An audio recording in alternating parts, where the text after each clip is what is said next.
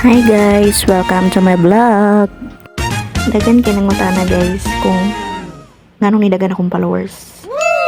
So moro ni akong ika-sulti sa inyo mga content creator. Magsige lang gid mo upload sa inyong mga video. Kanang mga walay mga alingaw. Inyo nang pambidyohan ninyo inyong mga gipang buhat. Like mag-travel, mag-kanta, pero akapila lang ngayon lang ng kuan kay depende man guna kay makapiright ka. Then usa pa pwede siya sa sayaw. Pwede po siya sa imong mga gipang buhat sa inyong mga balay. Like luto, manilhig, unsa pa na diha.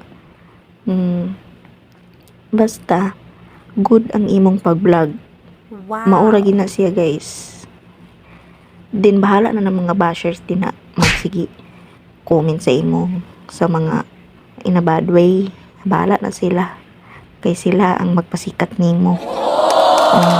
Yung sinikara ang bahala magpasahod nimo.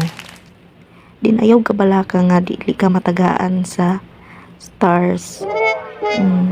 Nakadepende po na sa tao kung gusto niya mag-send sa imo. Yes! Try your best lang gid sa imong pag-vlog. Walay makuha na. Musaksid ra kada na. Ayaw ra gid pagdali-dali. Maura gid na siya. Wala kay lingaw mag-vlog ka, di ba? Mura ni na siya. Like sa kuha na ako dani. Bisan unsa ka busy sa work. Nakoy time nga mag-vlog ko. Nakoy time nga mag-upload ko. Inana ra na siya guys. Pero kung manggiulawon ka sa imong kamera diha sa cellphone, dili gid ka makakwarta. Kay manggiulawon man ka. Din dapat dili ka tapulan. Mao gid na ang importante. Kung gusto gid ka makatuon as vlogger, dapat di ka magtinapulan. Kay dagan mga proseso dana guys.